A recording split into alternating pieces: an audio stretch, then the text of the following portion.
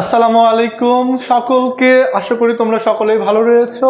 পড়ালেখার সুপার 60 ক্লাসে আমি সজীব হোসেন তোমাদের সাথে হাজির হয়েছি ভূগোল ক্লাস নিয়ে। আজকে আমরা আলোচনা করব ভূগোল প্রথম পত্রের দ্বিতীয় অধ্যায় পৃথিবীর গঠন। এবং পৃথিবীর গঠন অধ্যায়ে সবচেয়ে গুরুত্বপূর্ণ টপিক হচ্ছে পৃথিবীর অভ্যন্তরীণ গঠন এবং পৃথিবীর যে বাহ্যিক যে গঠনগুলো রয়েছে, এই সমস্ত বিষয়গুলো নিয়ে কিন্তু আজকে আমি ক্লাস নিব। তোমরা যেখান থেকে আমার আজকের ক্লাসে জয়েন করেছো, তোমাদের সকলকে আমার ক্লাসে স্বাগতম। আর পড়ালেখাতে নিয়মিতভাবে আমাদের সকল কোর্স কিন্তু রয়েছে। তোমরা যারা এখনো আমাদের পড়ালেখাতে যে এই ক্লাসে জয়েন করতে চাও, ডেসক্রিপশন লিংক কিন্তু দেওয়া আছে, সেই স্থান থেকে তোমরা রেজিস্ট্রেশন করতে পারো।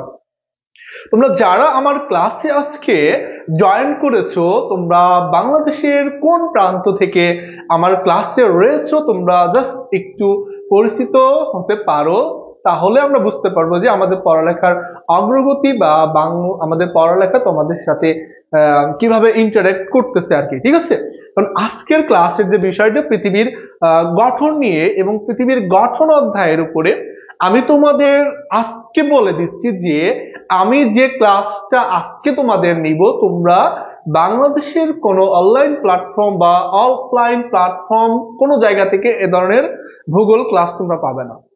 আমি তোমাদের একদম নিশ্চিত করে বলছি যে আজকে আমি যে ক্লাসটা নিব, এই ক্লাসটা তোমাদের আমি বলবো যে তোমরা কম্পেয়ার করবা যে বাংলাদেশের যে জায়গায় ভূগোল ক্লাস হয় সেই ক্লাসের সাথে কিন্তু আমাকে কম্পেয়ার করতে হবে। আজকের ক্লাস হবে একদম ইউনিক পর্যায়ে, এবং এই ইউনিক পয়েন্টে আমি তোমাদের কোনো স্লাইড দেখে এখন আজকে পড়াবো না। আমি আজকে তোমাদের জাস্ট একদম বাংলাদেশে বা টোটাল পৃথিবীর যে অভ্যন্তরীণ গঠন কিভাবে সম্পাদিত হয়েছে সেই সমস্ত বিষয়গুলো নিয়ে কিন্তু আলোচনা করব। ওকে, আমি দেখতে পাচ্ছি সালমা আক্তার তমা, তুমি আমার নিজের জেলার আর কি, আমার বাসা কুষ্টিয়ার। ওকে, তারপরে মাসুম আছে সুনামগঞ্জ থেকে, রাশেদ রয়েছে চাঁদপুর থেকে, বগুড়া থেকে আর কি, বগুড়া থেকে। ওকে, তোমরা যারা যেখান থেকে জয়েন করেছো, তাহলে আমরা আজকের ক্লাসের যে বিষয়টা সেটা কিন্তু শুরু করে দিই। সকলকে আজকের ক্লাসে স্বাগতম করে এবং আমার ক্লাসটা এখন আমি শুরু করছি। এখন আমি তোমাদের এখানে শুরু করব, এর আগে তোমাদেরকে একটা প্রশ্ন করি যে এই যে বর্তমান পৃথিবী, আমরা যে গোলাকৃতির পৃথিবী দেখছি, এই পৃথিবী কি বর্তমান সময়ের মতো আছে? এখন আমাদের পৃথিবী কিছুটা চ্যাপ্টা আকারের, কিন্তু এই পৃথিবী কি এখন যেরকম দেখছি ঠিক হাজার হাজার বা কোটি কোটি বছর আগে কি এমন ছিল? না, পৃথিবীর সর্বপ্রথম কিন্তু জ্বলন্ত বাষ্পপিণ্ড ছিল। কি ছিল? জ্বলন্ত বাষ্পপিণ্ড কিন্তু ছিল। এবং এই জ্বলন্ত বাষ্পপিণ্ড আস্তে আস্তে করে শীতল হয়েছে, এবং এই শীতল হওয়ার পর পৃথিবীর উপরের যে অংশটা আমরা দেখছি, এইটা কিন্তু বর্তমান অংশের মধ্যে হয়েছে। এবং এই যে সূর্য রয়েছে, সূর্যকে কেন্দ্র করে আরো এরকম 8টি গ্রহ কিন্তু আবর্তন করছে। এর মধ্যে তৃতীয়তম গ্রহ হচ্ছে পৃথিবী। এই পৃথিবী নির্দিষ্ট কক্ষপথে সূর্যকে কিন্তু আবর্তন করছে। এই সূর্যকে আবর্তন কালে কোনো বস্তু, তুমি যদি কোনো বস্তুকে নিয়ে সুতা দিয়ে যদি ঘোরাতে থাকো, এই বস্তুটা কি হবে, এই স্থানে কিন্তু তোমার একটা সার্কেল করে কিন্তু ঘুরতে থাকবে, বস্তুটা কিন্তু গোলাকৃতি ধারণ করবে। সেই হিসেবে বর্তমান পৃথিবীর এই রূপটা কিন্তু আমরা পেয়ে থাকি। তাহলে পৃথিবীর এই অংশটা কিন্তু একদম বাষ্পপিণ্ড ছিল, দেন কালের পরিক্রমায় আমরা বর্তমান পৃথিবীর রূপটা পেয়েছি। এবং এই পৃথিবীর মধ্যে আমরা বিভিন্ন ধরনের ভূপ্রকৃতি পেয়েছি। কিভাবে?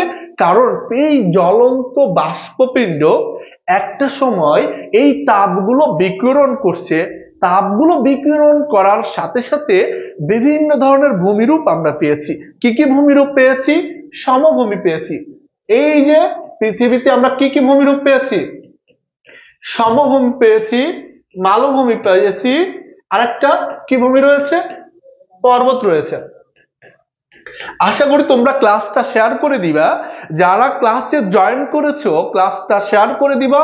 এবং তোমরা জানো যে আমাদের এই ক্লাসে যারা সর্বোচ্চ শেয়ার করবা, বন্ধুদের বেশি করে মেনশন করবা, তাদের জন্য কিন্তু স্পেশাল পুরস্কারের ব্যবস্থা আছে। তাহলে সেই সুবিধাও তোমরা পাবা। এবং সাথে তোমার স্কুলের বন্ধু বান্ধবী, কলেজের বন্ধু বান্ধবী যারা আছে, সকলেই কিন্তু এই ক্লাস করে কিন্তু উপকৃত হতে পারে।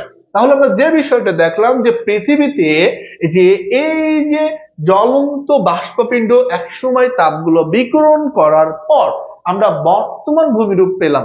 কি কি ভূমিরূপ পেলাম? সমভূমি, মালভূমি এবং পর্বত। কিন্তু পৃথিবীর মধ্যে বা পৃথিবীর অভ্যন্তরীণ গঠনটা কেমন, এইটাও কিন্তু আমাদের জানার বিষয়। সেই হিসাবে আমরা যদি পৃথিবীর এই অংশগুলোকে আলোচনা করি, যে পৃথিবীকে যদি আমরা টোটাল অভ্যন্তরীণ অংশগুলো আলোচনা করি, সেই হিসেবে কিন্তু আমরা এইভাবে আলোচনা করতে পারি। যদি আমরা এই অংশটুকু আলোচনা করি তাহলে টোটাল পৃথিবীর অভ্যন্তরীণ গঠন আমরা জানবো। আর পৃথিবীর এই অভ্যন্তরীণ গঠন কিন্তু আবার তিনটা অংশে কিন্তু বিভক্ত, সেইগুলো কিন্তু আমরা এখন দেখব। এখন পৃথিবীর এই যে পৃথিবী, টোটাল পৃথিবীর ঠিক এই অংশটুকু যখন আমরা আলোচনা করব, আলোচনা করার জন্য আমরা আছি কোথায়? আমরা আছি এই ভূভাগের মধ্যে অবস্থান করছি, তাই না? আমরা কোথায় অবস্থান করছি? এই ভূভাগে কিন্তু অবস্থান করছি। এবং এই অবস্থান করার কালে এই অভ্যন্তরে তিনটা অংশে কিন্তু বিভক্ত। কয়টা অংশে বিভক্ত আমরা এখানে এখন দেখব, যে পৃথিবীর এই অংশগুলোকে আমরা তিনটা অংশে কিন্তু বিভক্ত করি। পৃথিবীর একদম উপরের যে স্থান রয়েছে এর নাম হচ্ছে অশ্মমণ্ডল। কি?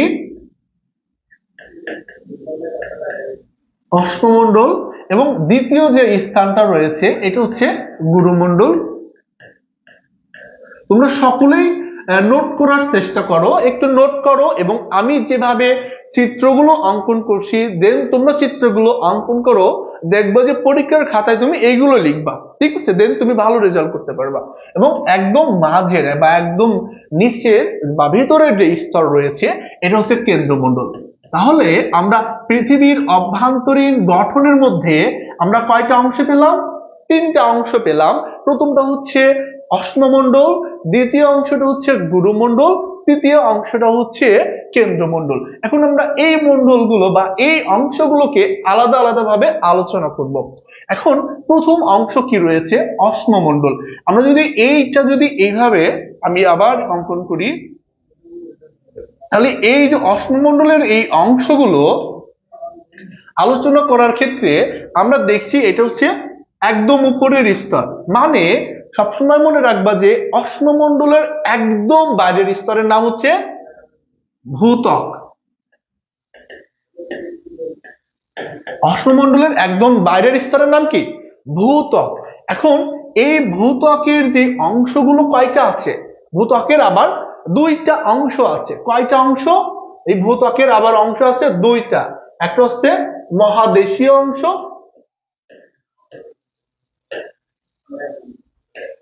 মহাদেশীয়, আর একটা হচ্ছে মহাসাগরীয় ভূত্বক।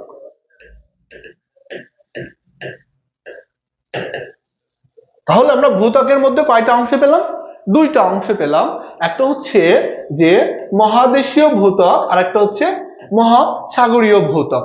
এখন এই ভূত্বকের বা পৃথিবীর ঠিক একদম যে কঠিন যে অংশটা আমরা দেখছি এর আয়তনগুলো সম্পর্কে আমাদের জানা লাগবে, যে এখানে কোন কোন অংশ বা কি কি পরিমাণে শিলার উপস্থিতি রয়েছে।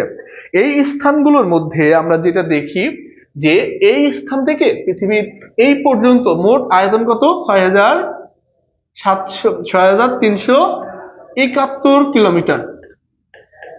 তাহলে আমরা পৃথিবীর ঠিক এই ভূমি থেকে শুরু করে অভ্যন্তর পর্যন্ত মোট আয়তন কত পেলাম? 6371 কিলোমিটার পর্যন্ত। কিন্তু এখন আলোচনা করছি প্রথম অংশ, মানে এই অশ্বমণ্ডলের মধ্যে অশ্বমণ্ডলের একদম উপরের যে স্থানটা রয়েছে একে বলা হচ্ছে ভূত্বক। এখন ভূত্বকের আবার দুইটা অংশ আছে। এর প্রথম অংশ হচ্ছে মহাদেশীয় ভূত্বক। মহাদেশীয় ভূত্বক আবার কোনটা আমরা যদি একটু দেখাই, যে মহাদেশীয় ভূত্বকের যে বিষয়গুলো, ওকে, এখন এই দুইটা অংশ একটু তোমরা খেয়াল করো। এই স্থানের মধ্যে আমি যে এই স্থানে ধরো সমুদ্র, এটা কি সমুদ্র, এবং এইটা হচ্ছে তোমার পর্বত। মানে এই যে পৃথিবীতে আমাদের পর্বত, সমভূমি, মালভূমি যা আছে, আমরা যে পৃথিবীর বাইরের ভূমিরূপ গুলো দেখি, পর্বত, মালভূমি, সমভূমি, এই সব বিষয়গুলো কিন্তু এই মহাদেশীয় ভূত্বকের মধ্যে রয়েছে। সব বিষয়গুলো কোথায় আলোচনা করা হয়? মহাদেশীয় ভূত্বকের মধ্যে আলোচনা করা হয়। এবং এই যে মহাসাগরীয় ভূত্বকের কথা বলছি, এই মহাসাগরীয় ভূত্বক সবই হচ্ছে পৃথিবীতে যে সাগর আছে না, এই যে মহাসাগর বা পানি রয়েছে, এই পানির নিচেই যে অংশ আছে এই অংশ কিন্তু আমরা মহাসাগরীয় ভূত্বক। এখন প্রশ্নটা হচ্ছে এই দুইটা অংশে কত পর্যন্ত আছে? সাধারণত এই যে মহাদেশীয় যে ভূত্বক রয়েছে এটার গভীরতা হচ্ছে 35 কিলোমিটার। কত? 35 কিলোমিটার। এবং যে মহাসাগর যেটা রয়েছে, মহাসাগরের গভীরতা হচ্ছে 5 কিলোমিটার। মানে এই যে পৃথিবীর এই যে উপরের যে অংশগুলো দেখছি, এই স্থানে আমাদের কি রয়েছে? সাগর রয়েছে বা ভূভাগ রয়েছে। এর মধ্যে যে মহাদেশীয় ভূত্বকের গভীরতা হচ্ছে 35 কিলোমিটার, আর মহাসাগরীয় ভূত্বকের গভীরতা 5 কিলোমিটার। কিন্তু যদি পরীক্ষায় প্রশ্ন আসে যে এই যে ভূত্বকের গড় গভীরতা কত, পরীক্ষায় যদি প্রশ্ন আসে ভূত্বকের এই দুইটার গড় যখন আমাকে জিজ্ঞাসা করবে তখন বলতে হবে যে 20 কিলোমিটার। তাহলে এই দুইটার যে গড় গভীরতা রয়েছে, তাহলে ভূত্বকের গড় গভীরতা কত? ভূত্বকের, তোমরা আমার সাথে সাথে একটু কমেন্টে লিখতে পারো যে আমি যে বিষয়গুলো তোমাদেরকে বলছি সেই বিষয়গুলো আর কি। তাহলে এই বিষয়গুলো আমি বলছি যে ভূত্বকের যে গড় গভীরতা হচ্ছে 20 কিলোমিটার পর্যন্ত পেতে পারি। কিন্তু আমাদের তো শুধু ভূত্বক আলোচনা করলেই হবে না, আমাদের তো আরো কিছু অংশ রয়েছে। এই ভূত্বকের মধ্যে আরো কিছু অংশ কিন্তু এখন আমাদের আলোচ্য বিষয় কিন্তু রয়েছে। এখন আমরা যদি ভূত্বকের শুধু ভূত্বকের অংশটুকু আমি যদি এইভাবে যদি আমি চিত্র অঙ্কিত করি, ওকে, তাহলে আমি যেটা এখন অঙ্কন করলাম এটা হচ্ছে জাস্ট ভূত্বক, মানে কি অশ্বমণ্ডলের অংশ। তাহলে এই অংশের মধ্যে যে একদম পাতলা যে আবরণ সেটা ভূত্বক, এটা কিন্তু আমরা বুঝলাম। এর ভিতরে মহাসাগরীয় ভূত্বক, মহাদেশীয় ভূত্বক আছে, এইগুলো বুঝলাম। এখন বিষয়টা হচ্ছে এই স্থানের মধ্যে তোমার কি ধরনের পদার্থ আছে, কি কি আছে, এইগুলো কিন্তু আমাদের জানা লাগবে, তাই না? এই বিষয়গুলোর ভেতরে যদি বলি এই স্থানে কি পরিমাণে তোমার শিলার উপস্থিতি আছে, কি পরিমাণে শিলার উপস্থিতি আছে, এইগুলোকে যদি বলি তাহলে ঘনত্ব কত। তাহলে ভূত্বকের যদি প্রশ্ন হয় যে আসে যে ভূত্বকের ঘনত্ব কত, এখানে লিখতে হবে 2.2 থেকে 2.9। তাহলে এই ভূত্বকের গভীরতা কত? 2.2 থেকে 2.9 ঘনমিটার। ঠিক আছে, মানে হচ্ছে তোমার এই ভূত্বকের যে ঘনত্বর একটা অংশ। আর এই স্থানের তাপমাত্রাটা কত, যে ভূত্বকের তাপমাত্রা সর্বোচ্চ হচ্ছে তাপমাত্রা এখানে তাপমাত্রাটা কিন্তু সর্বোচ্চ 1000 ডিগ্রি সেলসিয়াস পর্যন্ত হয়। তাহলে ভূত্বকের মধ্যে যে 1000 ডিগ্রি সেলসিয়াস পর্যন্ত কিন্তু আমরা তাপমাত্রা লক্ষ্য করে থাকি। এখন এই তাপমাত্রাগুলো, এখন এইগুলোর উপরে ভিত্তি করে আমরা যেটা দেখি যে এই স্থানে তোমার যে আবার দুইটা স্তর রয়েছে। এই ভূত্বক বা অশ্বমণ্ডলের কয়টা স্তর রয়েছে? দুইটা স্তর রয়েছে। এই স্তরগুলোর মধ্যে দুইটা অংশ, মানে প্রথম যে স্তরটা রয়েছে একে বলা হয়েছে গ্রানাইট স্তর। কি স্তর? গ্রানাইট স্তর। এবং যে নিচের যে স্তর রয়েছে সেটা হচ্ছে ব্যাসল্ট স্তর। তাহলে আমাদের ভূত্বকের দুইটা অংশ, মহাদেশীয় এবং মহাসাগরীয়, কিন্তু এই অংশগুলোই আবার দুইটা অংশে নামকরণ করা হয়েছে। এর প্রথম অংশটা হচ্ছে যে একদম ভূত্বকের উপরের যে অংশটা রয়েছে একে বলা হয় গ্রানাইট স্তর, এবং যে নিচের যে স্তরটা রয়েছে একে বলা হয় ব্যাসল্ট স্তর। এখন এই যে গ্রানাইট স্তর এবং ব্যাসল্ট স্তরের বৈশিষ্ট্যগুলো দেখব। এখন এই যে গ্রানাইট স্তরের যে কথাগুলো আমরা বলছি, এই গ্রানাইট স্তরে কিন্তু তোমার এই স্থানে হচ্ছে দুইটা উপাদান বেশি রয়েছে। আমি যদি এখানে লিখি যে গ্রানাইট স্তর,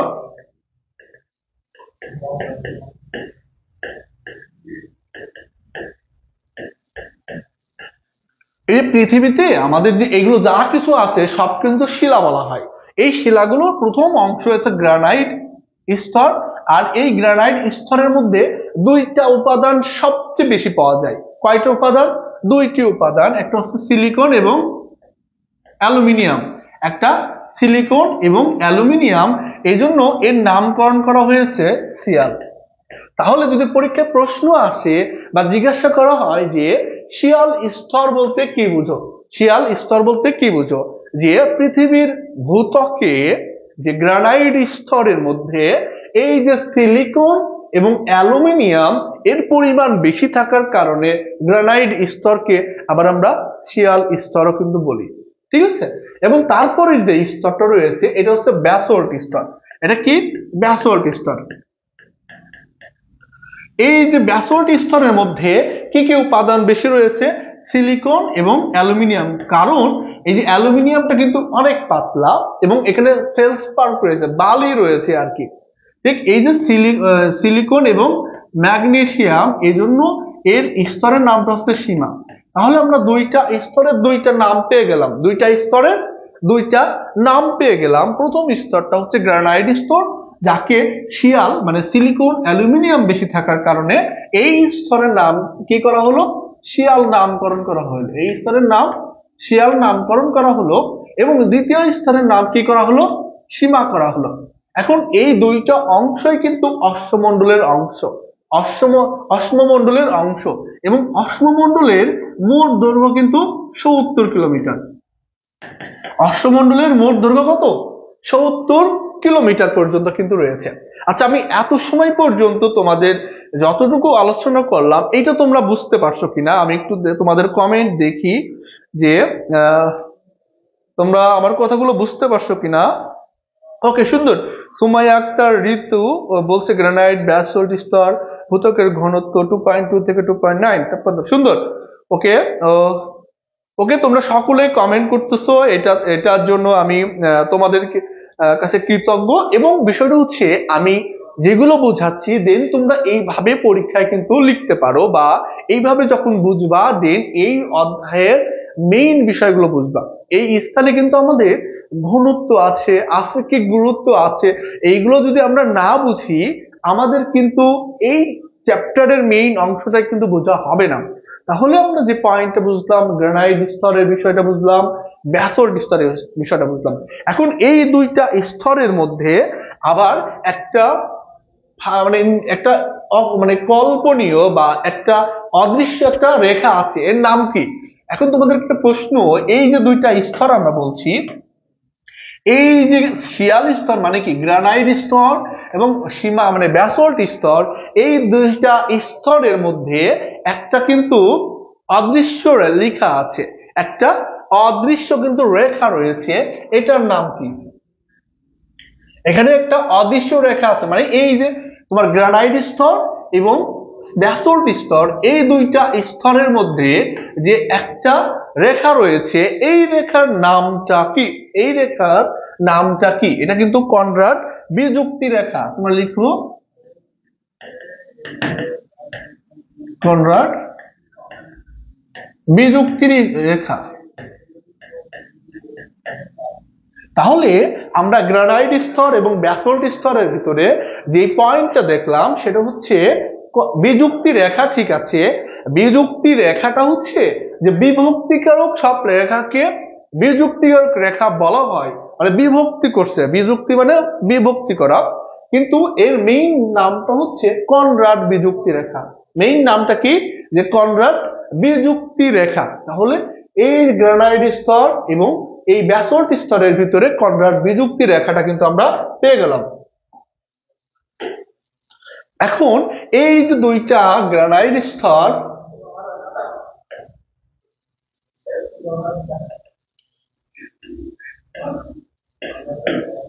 এখন এই দুইটা স্তরের মধ্যে এটা হচ্ছে কনরাড বিযুক্তি রেখা, তাই না?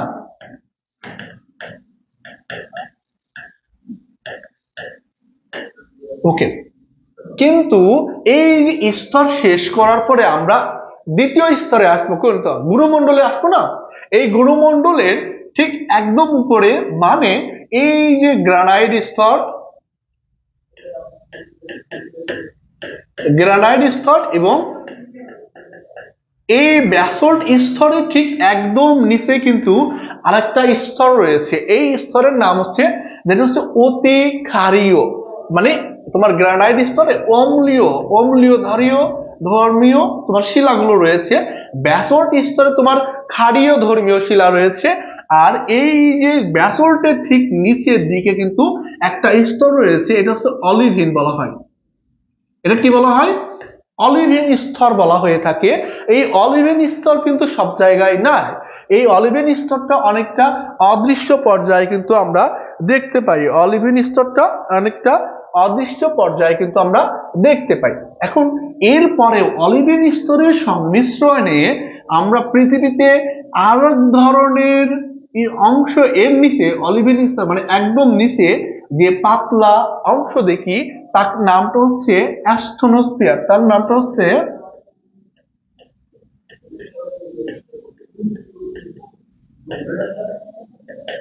ওকে। আমাদের একটু এই অ্যাস্টোনোস্ফিয়ার স্তর সম্পর্কে কিন্তু ধারণা রাখতে হবে।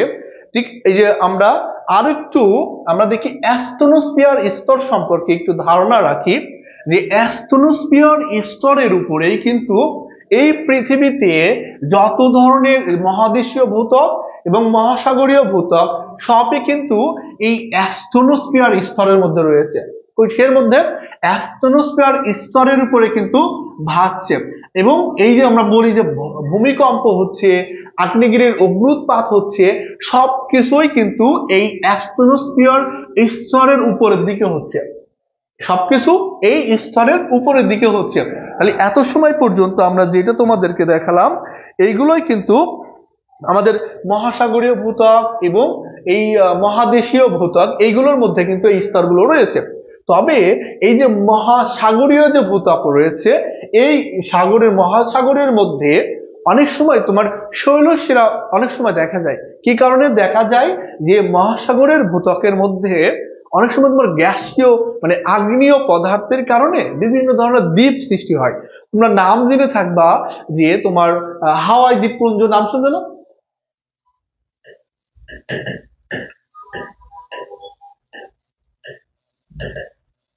এই যে তোমরা যে এই নামগুলো জেনে থাকবা, এইগুলো কিন্তু মহাসাগরীয় ভূত্বকের মধ্যে অনেক সময় আগ্নেয়গিরির অগ্ন্যুৎপাতের ফলে এই ধরনের দ্বীপ কিন্তু সৃষ্টি হয়।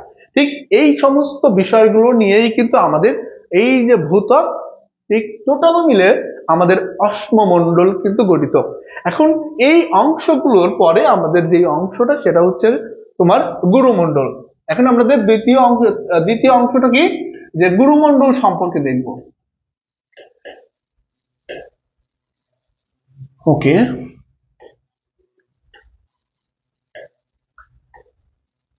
তাহলে আমরা উপরের যে অংশটা, যে অশ্মমণ্ডল আমরা জেনে গেলাম, ঠিক এখন আমরা মাঝের যে স্তরটা আছে আমরা সেটা দেখব, যে মাঝের স্তরের নামটাই হচ্ছে গুরুমণ্ডল। ঠিক আছে, এখন এই গুরুমণ্ডলের মোট আয়তন কতটুকু, গুরুমণ্ডলের মোট আয়তন কতটুকু? আমরা জানি যে অশ্নমণ্ডল সর্বোচ্চ 70 কিলোমিটার পর্যন্ত আছে, কিন্তু গুরুমণ্ডল শুরু হয় 100 কিলোমিটার থেকে শুরু করে, গুরুমণ্ডল শুরু হয় 100 কিলোমিটার থেকে। কিন্তু এই যে 30 কিলোমিটার যেটা আমরা পাই, এইটার মধ্যেই কিন্তু ওই অ্যাস্ট্রোস্ফিয়ার স্তরটা রয়েছে। এইখানে কি রয়েছে? অ্যাস্ট্রোস্ফিয়ার স্তরটা কিন্তু রয়েছে।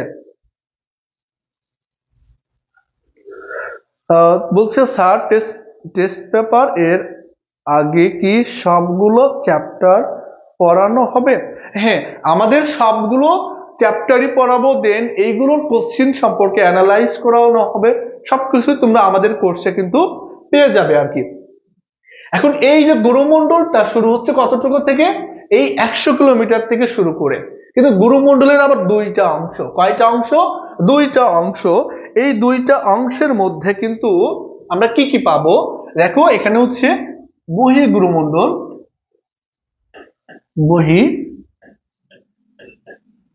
গুরুমণ্ডল এবং নিচের, ওকে এটা তো দেয়াই হয় নাই, নিচে যেটা রয়েছে সেটা হচ্ছে অন্তঃগুরুমণ্ডল।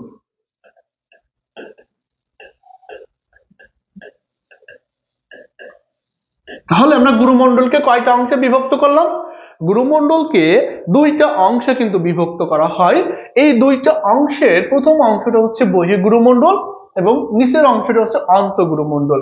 এখন গুরুমণ্ডল শুরু হয় 100 কিলোমিটার থেকে, বহিঃগুরুমণ্ডল 100 থেকে শুরু করে কতটুকু? 700 কিলোমিটার পর্যন্ত। 100 থেকে শুরু করে 700 কিলোমিটার পর্যন্ত। এবং ঠিক নিচের দিকে সর্বোচ্চ পর্যায়ে গুরুমণ্ডলের শেষ সীমাটা হচ্ছে 2900। এটা একবারে বলা হয়, কিন্তু অ্যাকচুয়ালি হচ্ছে 2885 কিলোমিটার। কত কিলোমিটার? 2885 কিলোমিটার পর্যন্ত কিন্তু গুরুমণ্ডলের বিস্তৃতি। এখন এই গুরুমণ্ডলের মধ্যে কোন কোন পদার্থের পরিমাণটা বেশি আছে এইগুলো দেখি। এখন একটা বিষয় খেয়াল করি, যে এই যে 70 কিলোমিটার বা 100 কিলোমিটার ভেদ করে পৃথিবীতে যে পরিমাণে চাপ থাকে, এই যে চাপ তাপ এইগুলোর ফলে যে এই গুরুমণ্ডলের যে পদার্থগুলো আছে এগুলো হচ্ছে চটচটে হয়ে যায়। এগুলোর কারণে এটা অনেকটা তোমার হচ্ছে হালকা জাতীয় পদার্থ হয়ে যায়। এই পদার্থগুলোর মধ্যে বহিঃগুরুমণ্ডলে সবচেয়ে বেশি পাওয়া যায় 4টা উপাদান। সবচেয়ে বেশি পাওয়া যায় কয়টা উপাদান? 4টা উপাদান পাওয়া যায়। সেটা হচ্ছে তোমার ক্রোপের সীমা বলা হয় এক কথায়। এইটাকে যদি আমি এইভাবে বলি, যে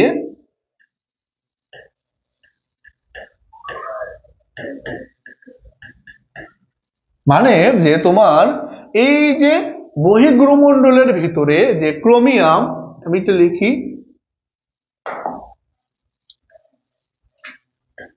দেখা যাবে না,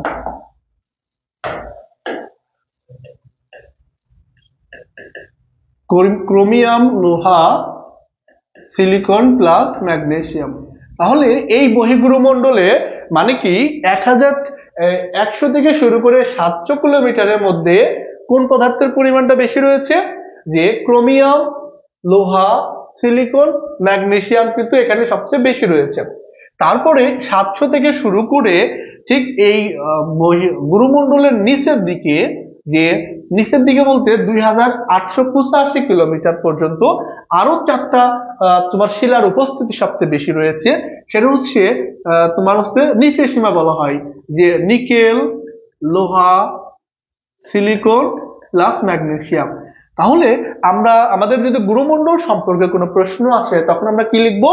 যে গুরুমণ্ডল 100 কিলোমিটার থেকে শুরু করে 70 কিলোমিটার পর্যন্ত রয়েছে বহিঃগুরুমণ্ডল।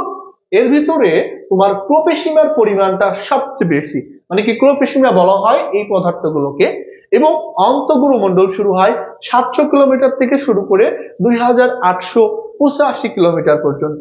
এই স্তরের মধ্যে তোমার বলা হয় অন্তঃগুরুমণ্ডল, এবং অন্তঃগুরুমণ্ডলের মধ্যে আবার 4টা উপাদান সবচেয়ে বেশি রয়েছে। একটা হচ্ছে যে নিকেল, লোহা, সিলিকন এবং ম্যাগনেসিয়াম। স্যার গুরুমণ্ডল মূলত কি?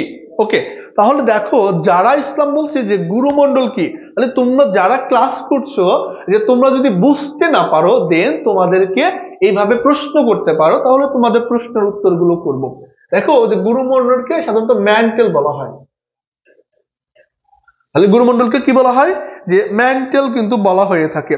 এখন এই অংশগুলোর মধ্যে যে গুরুমণ্ডল বলতে যে পৃথিবীর অভ্যন্তরে যে স্তরগুলো রয়েছে এইগুলোতেও মানুষ যেতে পারে না। এগুলো কি মানুষ যেতে পারে না? কারণ এইগুলো এত পরিমাণে তাপমাত্রা, ঠিক এই স্থানে তাপমাত্রাটা প্রায় 3000 ডিগ্রি সেলসিয়াস। কত? 3000 ডিগ্রি সেলসিয়াস।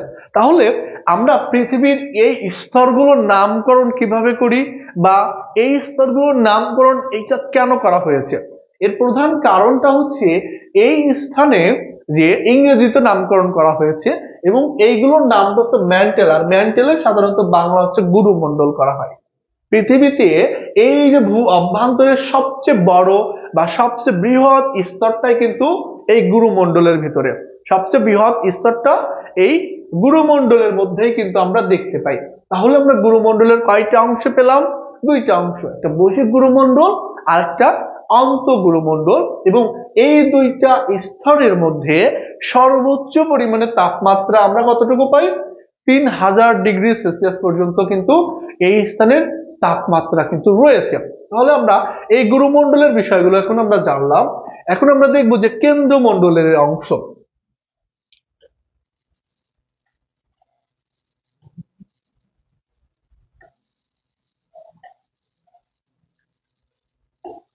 তাহলে কেন্দ্রমণ্ডল বলতে যে পৃথিবীর একদম কেন্দ্রের যে অংশটা রয়েছে তাকে কিন্তু আমরা কেন্দ্রমণ্ডল বলছি। এই কেন্দ্রমণ্ডলের এই অংশগুলোকেও কিন্তু আবার দুইটা অংশে বিভক্ত করা হয়। একটা হচ্ছে বহিঃকেন্দ্রমণ্ডল, আমি একটু লিখি এখানে যে বহিঃকেন্দ্রমণ্ডল, এবং নিচে একদম নিচে হচ্ছে অন্তঃকেন্দ্রমণ্ডল।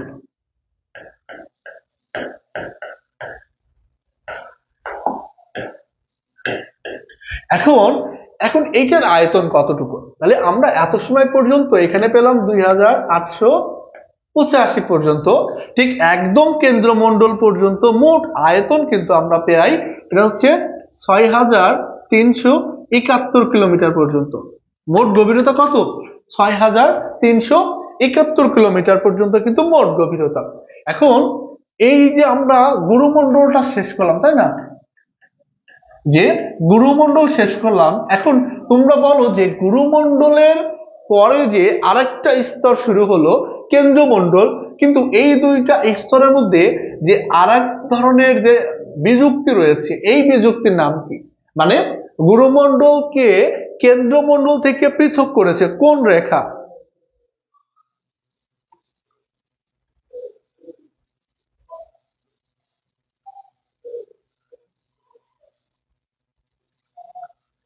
ওকে, অনেকগুলো প্রশ্ন আসছে, আমি তোমাদের উত্তরগুলো সবগুলো দিব, কিন্তু এই উত্তরগুলো সবগুলো দিব। যে বলছো যে আহ, সিরাত বলতেছে, আসিফ বলতেছে কনরাড, না এটা হয় নাই, এটা হচ্ছে গুরুমণ্ডল কে কেন্দ্রমণ্ডল থেকে পৃথক করেছে কোনটা, এটা তোমরা তোমরা কমেন্টে লেখা শুরু করো। এর মধ্যে আমি হচ্ছে একজনের উত্তর দিই, সেটা হচ্ছে অ্যাস্ট্রোনোস্ফিয়ার কি। যারা ইসলাম বলছে অ্যাস্ট্রোনোস্ফিয়ার স্তরটা কি? অ্যাস্ট্রোনোস্ফিয়ার স্তরটা হচ্ছে ওই যে অশ্বমণ্ডল রয়েছে, অশ্বমণ্ডলের নিচে একদম নিচে যে তোমার একটা পাতলা স্তর রয়েছে, মানে কি সেই পাতলা স্তরের উপরে, মানে ওইটাকে তুমি কি বলতে পারো যে বিজলে, এরকম একটা কিছু বলতে পারো, যে ওইটার উপরে টোটাল গুরুমণ্ডলের সরি টোটাল এই ভূত্বক কিন্তু অবস্থান করতেছে। অ্যাস্ট্রোনোস্ফিয়ার স্তরের উপরে পৃথিবীর যে সমস্ত ভূভাগ কিন্তু রয়েছে। অ্যাস্ট্রোনোস্ফিয়ার স্তরের উপরে এই পৃথিবীর ভূভাগ থাকার ফলে পৃথিবীতে বিভিন্ন সময় ভূমিকম্প, আগ্নেয়গিরির অগ্নুৎপাত এগুলো কিন্তু আমরা দেখতে পাই। ঠিক আছে, তাহলে অ্যাস্ট্রোনোস্ফিয়ার স্তরটা হচ্ছে অশ্বমণ্ডলের নিচের স্তর, মানে গুরুমণ্ডলের উপরের অংশ আর কি একটা। ওকে, গুটেনবার্গ বিযুক্তি রেখা বলছে যে একজন বলছে যে মোহ বিচ্ছেদ বলা। ওকে, ওকে, তোমরা যারা বলছো যে এখানে এই স্থানের মধ্যে যে এটা হচ্ছে গুটেনবার্গ বিযুক্তি রেখা, মোহ বিযুক্তি রেখাটা তো আমি বলেই নাই, সেটা হচ্ছে তোমার এই যে গুরুমণ্ডলের যে অশ্বমণ্ডল আছে না, অশ্বমণ্ডলের পরে যে গুরুমণ্ডল শুরু হয়েছে, এই গুরুমণ্ডলের এই স্থানে অ্যাস্ট্রোস্ফিয়ার স্তরের নিচে এখানে অ্যাস্ট্রোস্ফিয়ার স্তর রয়েছে, অ্যাস্ট্রোস্ফিয়ার স্তরের নিচে কিন্তু মোহ বিযুক্তি রেখা রয়েছে।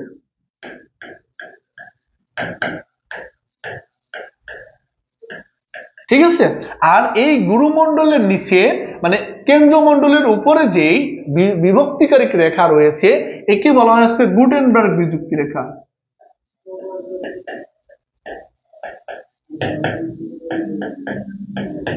বোঝা গেল যে গুটেনবার্গ বিযুক্তি রেখা কোন অংশকে বিভক্ত করেছে, গুরুমণ্ডল এবং কেন্দ্রমণ্ডলকে বিভক্ত করেছে গুটেনবার্গ বিযুক্তি রেখা কিন্তু। তাহলে আমরা এই অংশগুলো বুঝলাম। এখন এই যে দুইটা অংশ যে বহিঃকেন্দ্রমণ্ডল এবং অন্তঃকেন্দ্রমণ্ডল সম্পর্কে কিন্তু আমরা এখন আলোচনা করব। এখন এই দুইটা অংশের মধ্যে যে আমরা দেখি যে সর্বমোট আমরা কোথা থেকে শুরু করব, 2885 পর্যন্ত গুরুমণ্ডল, কিন্তু সাধারণত হিসাবের জন্য এই যে গুটেনবার্গ বিযুক্তি যে রেখা রয়েছে এই কারণে এটা শুরু হয় আছে 2900 থেকে শুরু হয়। কত থেকে? 2900 থেকে কিন্তু শুরু হয়। এবং এই স্তরের মধ্যে বা এই স্থানে যে বহিঃগুরুমণ্ডল কত পর্যন্ত রয়েছে এটা দেখি যে এটার সর্বোচ্চ হচ্ছে 2270 কিলোমিটার পর্যন্ত, 2270 কিলোমিটার পর্যন্ত এটার আয়তন, এবং এই নিচেরটা হচ্ছে 1216 কিলোমিটার। তাহলে দেখো যে মানে এই অংশের বিস্তৃতিটা হচ্ছে 2270 কিলোমিটার, আর এই অংশের মানে অন্তঃকেন্দ্রমণ্ডলের অংশটা হচ্ছে 1216 কিলোমিটার। তাহলে এইগুলো কিন্তু এখন বুঝলাম, ঠিক আছে। এখন বিষয়টা হচ্ছে এই স্তর দুইটার মধ্যে, এই স্তর দুইটা পৃথিবীতে একদম অভ্যন্তরে রয়েছে এবং এই স্তরে তাপমাত্রা সর্বোচ্চ কত? 5000 ডিগ্রি সেলসিয়াস, 5000 ডিগ্রি সেলসিয়াস পর্যন্ত। তাহলে যদি বলা হয় যে তোমার কেন্দ্রমণ্ডলের মধ্যে, কেন্দ্রমণ্ডলের তাপমাত্রা কত? 5000 ডিগ্রি সেলসিয়াস পর্যন্ত। এখন একজন প্রশ্ন করছিল যে অন্তঃগুরুমণ্ডল এবং বহিঃগুরুমণ্ডল এই দুইটার তাপমাত্রাটা কি 3000 ডিগ্রি সেলসিয়াস? না, বিষয়টা হচ্ছে আমরা যত নিচে আসবো, আমি বলছি সর্বোচ্চ তাপমাত্রা, গুরুমণ্ডলের সর্বোচ্চ তাপমাত্রা কত? 3000 ডিগ্রি সেলসিয়াস। তুমি যত উপরে থাকবা তাপমাত্রাটা তত কমবে, আমরা যত নিচে যাব তাপমাত্রাটা আমরা তত কিন্তু বেশি পাবো। তাহলে আমরা এই অংশটা কিন্তু বুঝলাম। এখন এই যে কেন্দ্রমণ্ডল, ঠিক এই যে কেন্দ্রমণ্ডলের মধ্যে আবার দুইটা পদার্থের পরিমাণ সবচেয়ে বেশি রয়েছে, এই দুইটা অংশের নামটা কি? যে এই স্তরের মধ্যে যে নিকেল এবং লোহা, মানে কি পৃথিবীতে যত ভারী পদার্থ রয়েছে এইগুলো সবই হচ্ছে এই কেন্দ্রমণ্ডলে রয়েছে, এই জন্য এর নাম করা হয়েছে নিফে। তাহলে এখন যদি পরীক্ষায় প্রশ্ন আসে যে নিফে বলতে কি বুঝো বা নিফে মণ্ডল বলতে কি বুঝো আর কি, তাহলে আমরা কেন্দ্রমণ্ডলের যে কাকে বলে যে এই স্তরের মধ্যে যে নিকেল এবং লোহার পরিমাণ সবচেয়ে বেশি থাকার কারণে একে নিফে বলা হয়ে থাকে। এখন যারা ইসলাম বলতেছে মোহ বিযুক্তি রেখা, গুটেনবার্গ বিযুক্তি রেখা, কনরাড বিযুক্তি রেখাগুলোর নামকরণ কিভাবে করা হয়েছে, ওকে তোমরা সকলে এটা ইসেতে জেনে যাও যে পৃথিবীতে এক একটা স্তর নামকরণ এক একজন ব্যক্তি করেছে, এক একজন ব্যক্তি উদ্ভাবন করেছে। এটা কি যে বিজ্ঞানী যারা রয়েছে, ভূবিজ্ঞানী যারা রয়েছে তারা রিসার্চ করে এক একটা বিষয়ের নামকরণ করে। এই নামকরণ যে সকল বিজ্ঞানীরা করে তাদের নাম অনুসারে কিন্তু এদের নামকরণ করা হয়। যেমন এই যে বিজ্ঞানী গুটেনবার্গ, এই বিজ্ঞানী গুটেনবার্গের নাম অনুসারে মানে তিনি দেখিয়েছেন যে গুরুমণ্ডল এবং কেন্দ্রমণ্ডলের পৃথকীকারক একটা রেখা উদ্ভাবন করেছে, তার নামটা হচ্ছে দেয়া হয়েছে গুটেনবার্গ বিযুক্তি রেখা।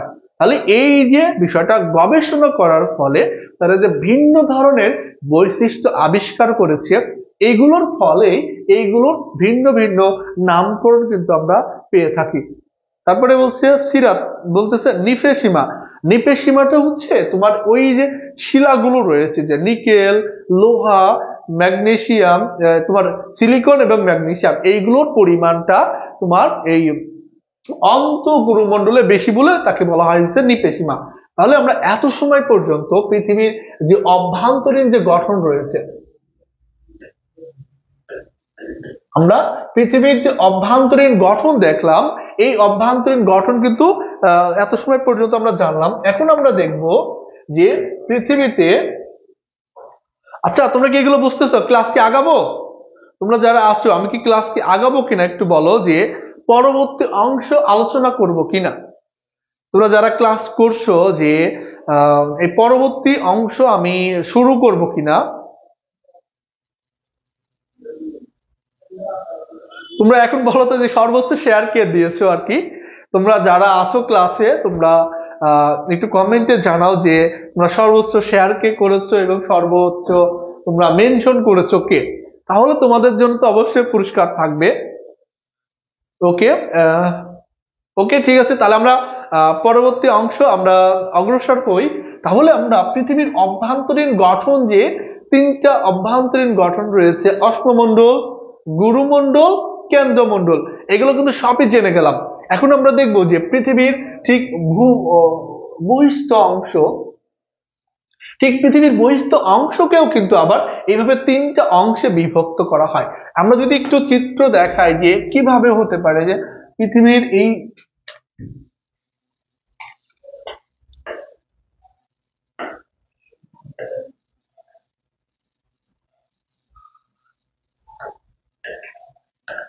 তোমরা বলো, অনেকে অনেকে বলে ই করতে পারো না, বলে চিত্র অঙ্কন করতে পারো না। এই যে যেভাবে একটা জাস্ট শুধু বোঝা গেলেই হলো, ঠিক আছে? তুমি এভাবে যখন অঙ্কন করবা তখন কিন্তু ইজিলি হয়ে গেল, তাই না? তাহলে এই বিষয়গুলো আমরা একটু খেয়াল করি। দেখো আমাদের পৃথিবীতে মোট ভূভাগের যে অংশটা আমরা কিন্তু এইভাবে দেখতে পাই, তাই না? আমাদের এই যে টোটাল পৃথিবী, এই পৃথিবীর মধ্যে আমি বর্তমানে যেটা,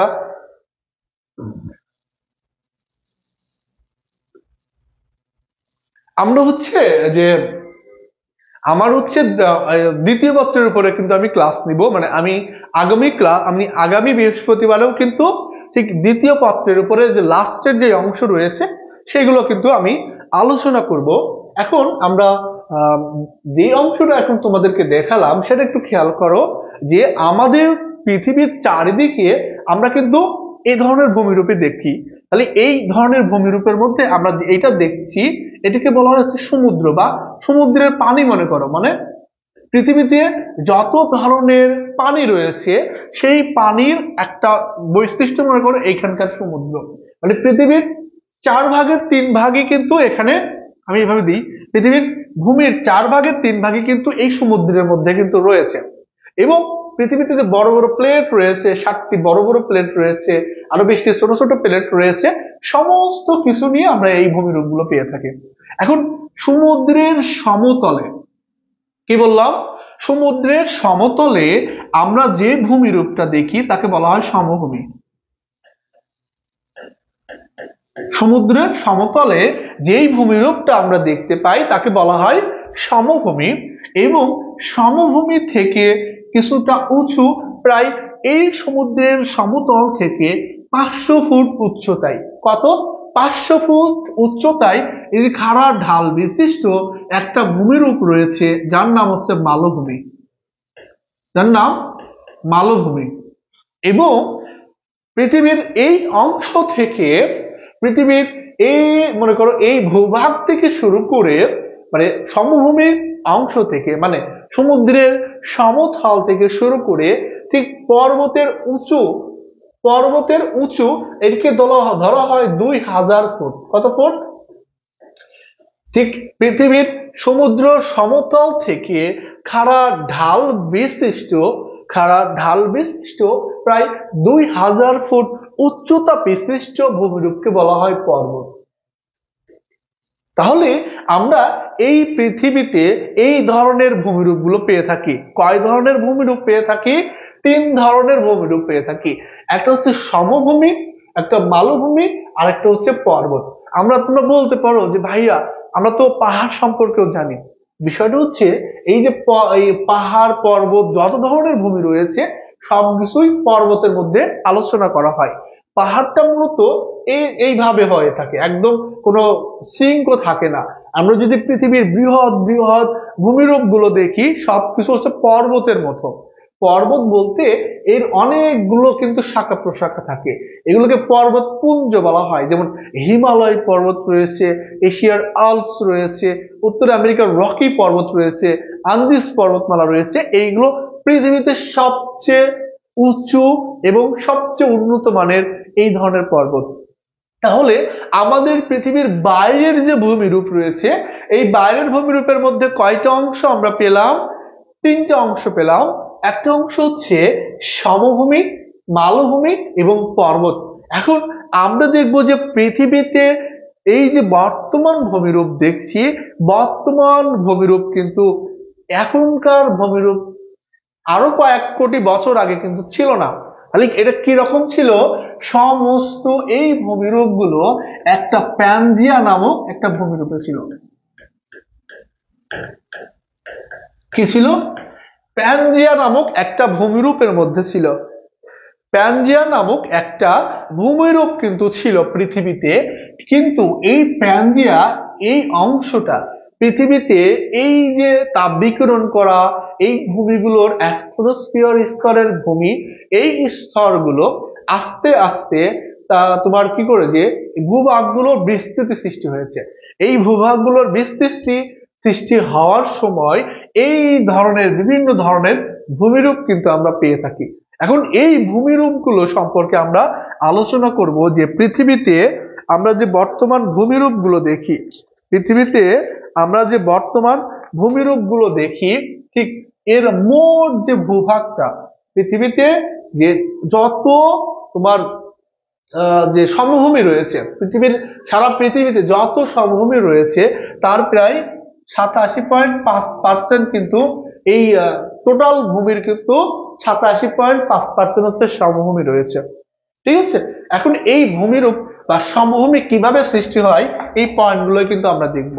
পৃথিবীতে কিভাবে সমভূমি মালভূমিটা আরেকবার বোঝালে ভালো হতো।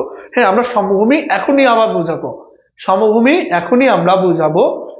তবে আমরা 8টার বেশি যেতে পারবো না, কারণ এরপরে তোমাদের ভূগোল ক্লাস, ওই যুক্তিবিদ্যা ক্লাস রয়েছে। যাদের যুক্তিবিদ্যা আছে তোমরা এরপরে কিন্তু যুক্তিবিদ্যা করতে পারবা। এখন এর ভিতরে আমরা সমভূমি সম্পর্কে আলোচনা করি। এই সমভূমিটা যে পৃথিবীতে সমভূমি কোনগুলোকে বলা হয়? যে সমুদ্রের সমতল, সমুদ্রের পানি যেভাবে আছে ওইটা সমান করে পৃথিবীতে যত ভূমি রয়েছে সমস্ত ভূমিকেই কিন্তু বলা হয় সমভূমি। এখন এই সমভূমি সৃষ্টি হয় আবার 3টা উপায়ে। সমভূমি কয়টা উপায়ে সৃষ্টি হয়? 3টা উপায়ে।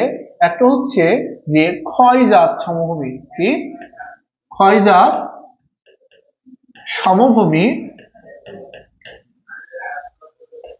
এবং 2 নম্বরটা হচ্ছে তোমার সঞ্চয়জাত সমভূমি।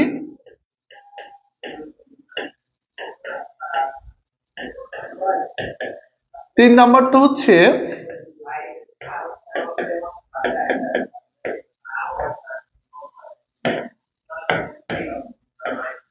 ভূ আলোড়ন জাত সমভূমি। তাহলে আমরা পৃথিবীতে যে সমভূমি দেখি এই সমভূমি কয় উপায়ে সৃষ্টি হয়েছে? 3 উপায়ে কিন্তু সৃষ্টি হয়েছে। একটা হচ্ছে ক্ষয়জাত সমভূমি, একটা সঞ্চয়জাত সমভূমি এবং একটা ভূ আলোড়ন জাত সমভূমি। এখন আমরা দেখবো যে পৃথিবীতে এই সমভূমিগুলো কিভাবে সৃষ্টি হয়েছে, এই সমভূমির সৃষ্টি হওয়ার ইতিহাসগুলো দেখি। এখন বিষয়টা হচ্ছে ক্ষয়জাত মানে কি? ক্ষয় মানে পৃথিবীতে এক ধরনের ভূমি আছে, সেই ভূমি প্রাকৃতিক উপায়ে যেমন বৃষ্টিপাত, সূর্যের তাপ, বায়ু প্রবাহ এইগুলোর ফলে যদি কোনো ভূমি ক্ষয়প্রাপ্ত হয় এবং ক্ষয়প্রাপ্ত হওয়ার পর যে ভূমিটা আমরা পাই, এই ধরনের ভূমিকে আমরা ক্ষয়জাত সমভূমি দেখি। এখন ক্ষয়জাত সমভূমি সম্পর্কে আলোচনা করি। এখন ক্ষয়জাত সমভূমি আবার কোনগুলো আর কি, মানে ক্ষয়জাত বিষয়টা আমি বুঝতে পারলাম কিরকম। ধরো মনে করো এই ধরনের একটা ভূমি আছে, এইটা হচ্ছে সমভূমির মতো, কিন্তু তোমার এখানে বৃষ্টি হচ্ছে, তোমার সূর্যের তাপ আছে, বায়ু প্রবাহ আছে, এইগুলোর ফলে এই ভূমিটা কি হলো, একটা সময় এইটা ক্ষয়প্রাপ্ত হয়, এই ধরনের এই সমভূমির সমতলে একটা ভূমি সৃষ্টি হয়েছে।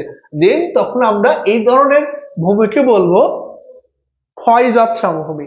এখন সঞ্চয়জাত সমভূমি তখন আমরা কি বলবো? সঞ্চয়জাত সমভূমিটা হচ্ছে এই যে বৃহৎ আকৃতির ভূমি বা পর্বত, এইগুলো থেকে এই শিলাগুলো যখন ওই প্রাকৃতিক কারণে যখন ক্ষয়প্রাপ্ত হয়ে কোনো নিচু ভূমি, এটা যদি নিচু ভূমি হয়, এই শিলাগুলো সূর্যের তাপ, বৃষ্টিপাত এগুলোর কারণে এখানে নদীর মাধ্যমে বা বাতাসের মাধ্যমে এই নিম্নভূমিটা যদি দখল হয় বা ভরাট হয়, তখন এইখানে এক ধরনের সমভূমি সৃষ্টি করবে, মানে এই গর্তকে ভরাট করবে। তখন যখন এই ধরনের ভূমিরূপ সৃষ্টি হবে, তখন বলবো তাকে আমরা সঞ্চয়জাত সমভূমি। এখন আমরা যদি বলি যে ক্ষয়জাত সমভূমি কি কি রয়েছে বা কোন কোন ধরনের সমভূমিকে আমরা ক্ষয়জাত সমভূমি বলি। সমভূমি কাকে বলে?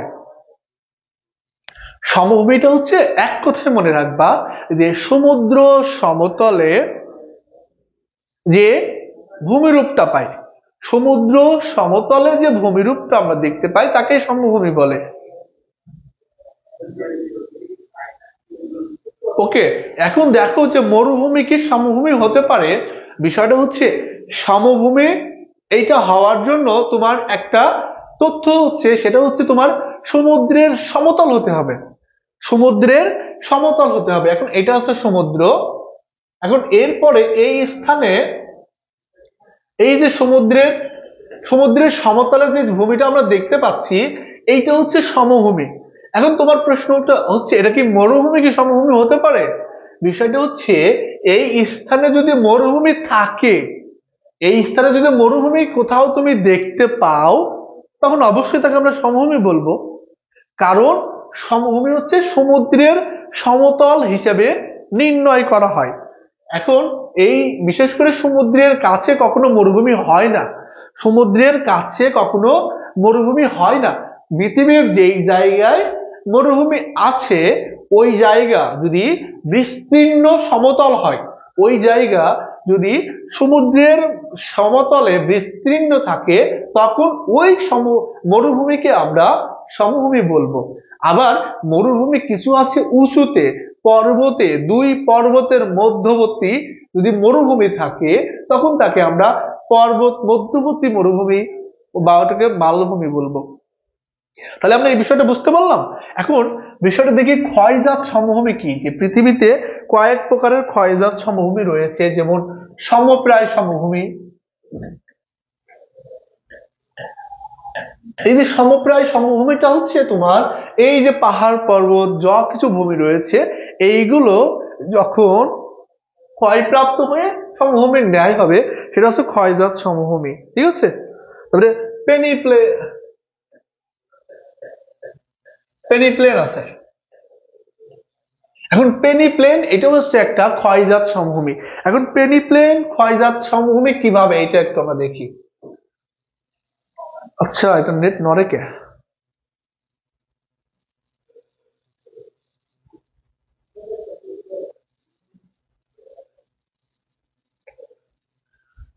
আচ্ছা ঘুরছে। আচ্ছা তোমরা কি দেখতে পাচ্ছ? আমার তো নেট মনে হচ্ছে পাচ্ছে না।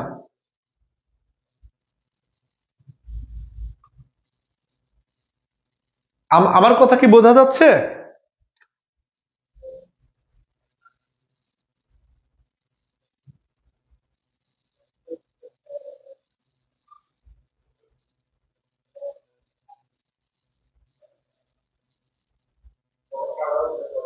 আমার নেটের সমস্যা হচ্ছে, দেখো নেটের সমস্যা হচ্ছে কিনা, বা তোমরা সবাই ক্লিয়ার দেখতে পাচ্ছ কিনা।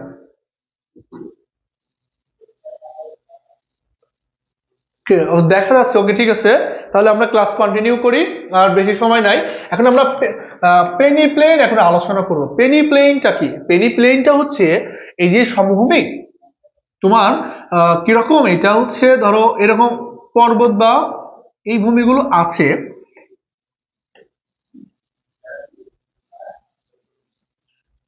ওকে, পেনি প্লেনটা এইভাবে সৃষ্টি হয়। আর এইটা এক ধরনের ভূমিরূপ।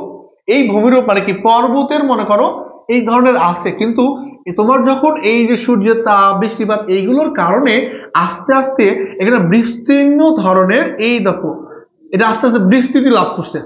কারণ এইভাবে যখন বিস্তৃতি লাভ করে কোন ধরনের সমভূমি একটা সৃষ্টি হবে, তখন এ ধরনের সমভূমিকে বলা হয় পেনি প্লেন। এ ধরনের সমভূমিকে কি বলা হয়? পেনি প্লেন বলা হয়। দেখো এইটার থেকে এখানে কিন্তু অনেক বিস্তৃতি পেয়েছে, তাহলে এইটা হচ্ছে পেনি প্লেন। তাহলে পেনি প্লেন কোন ধরনের সমভূমি? পেনি প্লেনটা হচ্ছে ক্ষয়জাত সমভূমি। তবে এখন বিষয়টা হচ্ছে সঞ্চয়জাত কিছু সমভূমি রয়েছে, যে সঞ্চয়জাত সমভূমিটা কি শেষ করে দিচ্ছি। ওকে, এরপর তোমাদের ভূগোল ক্লাস আছে। আমি আর বেশি দূর আগাবো না, তবে এখানে সঞ্চয়জাত সমভূমির কিছু উদাহরণটা দিই। যে প্লাবন সমভূমি আছে, গাঙ্গেয় সমভূমি আছে। প্লাবন সমভূমি, গাঙ্গেয় সমভূমি,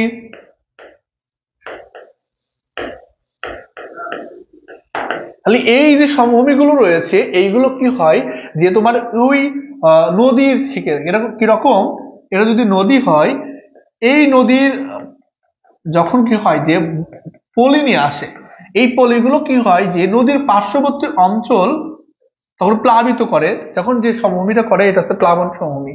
গাঙ্গেয় সমভূমি, গঙ্গা, পদ্মা এদের উপকূলে যে ধরনের সমভূমি আমরা দেখতে পাই এগুলোকে বলা হয় গাঙ্গেয় সমভূমি। আর ভূ আলোড়ন জনিত সমভূমিটা হচ্ছে ভূমির বা ভূপ্রাকৃতিক কোনো দুর্যোগের কারণে যখন কোনো সমভূমি সৃষ্টি হবে সেটাই। আর মালভূমিটা এত বেশি গুরুত্বপূর্ণ না যে বাংলাদেশে কিন্তু কোনো মালভূমি নাই, এটা কিন্তু তোমরা মনে রাখবা। ঠিক আছে, ওকে। হ্যাঁ, আমাদের হচ্ছে 26 সালের জন্য কিন্তু ব্যাচ করা হচ্ছে। তোমরা আমাদের এই কমেন্ট সেকশনে দেখবে একটা ফর্ম লিংক আছে, ওই লিংকে তোমরা জয়েন করো, দেন তোমরা আমাদের সকল ইনফরমেশন কিন্তু পেয়ে যাবে। ঠিক আছে, এখন বিষয়টা হচ্ছে আমরা এত সময় পর্যন্ত যেটা আলোচনা করলাম, এখন আমার যে আগামী ক্লাস আছে, আগামী বৃহস্পতিবারে আর একটা ক্লাস নিয়ে হাজির হব। সেইখানে কিন্তু আমি তোমাদের আলোচনা করব পর্বত সম্পর্কে। সেখানে আমি তোমাদেরকে কি আলোচনা করব? পর্বত সম্পর্কে কিন্তু আগামী ক্লাস কিন্তু করব। আর আজকের ক্লাস তোমাদের কাছে কেমন লাগলো, আর সে ধরনের একটু কমেন্টের আশা করে আমি আজকের ক্লাস শেষ করতে চাই। তোমাদের মতামত সহ এবং আগামী ক্লাসে এ ধরনের ক্লাস তোমরা চাও কিনা, এবং আমাদের পড়ালেখাতে সব ধরনের ক্লাসের ব্যবস্থা রয়েছে। আমরা যদি একটু রিভিশন দিই যে আমরা কি কি এত সময় ধরে পড়লাম, তাহলে আমাদের বিষয়টা একটু দেখাই যে আমি তোমাদেরকে যেগুলো পড়ালাম এইগুলো কিন্তু আমাদের আজকের ক্লাসের টপিক ছিল। আর আশা করি তোমরা ক্লাসটা করে কতটুকু উপকৃত হতে পেরেছো এটা আমি জানি না, তবে আশা করব তোমরা এখান থেকে আরো ভালো কিছু শিখতে পারো। আহ, এইগুলো বলে আমি আজকের ক্লাস এখানে শেষ করতে চাচ্ছি। এবং এরপরে তোমাদের এখন যুক্তিবিদ্যা ক্লাস আছে, আশা করি তোমরা এই যুক্তিবিদ্যা ক্লাসগুলো করো। ঠিক আছে, সকলকে ধন্যবাদ। আগামী ক্লাসে দেখা হচ্ছে। আসসালামু আলাইকুম।